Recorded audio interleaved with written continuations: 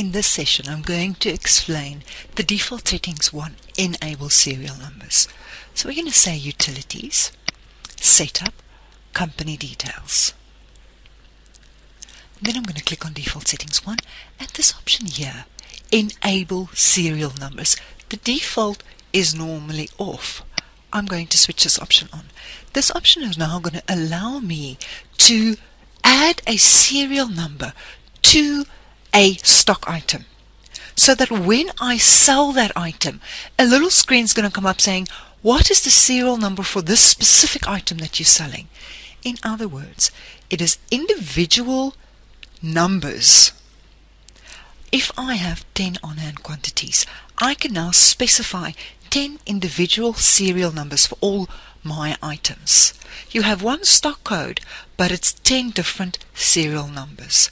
If we click on accept, I'm going to say yes, and I'm going to say stock maintenance, and I've created an item already here called serial numbers. I'm going to click on edit, and over here it says store serial numbers. Now at this stage you will not be asked for the serial number.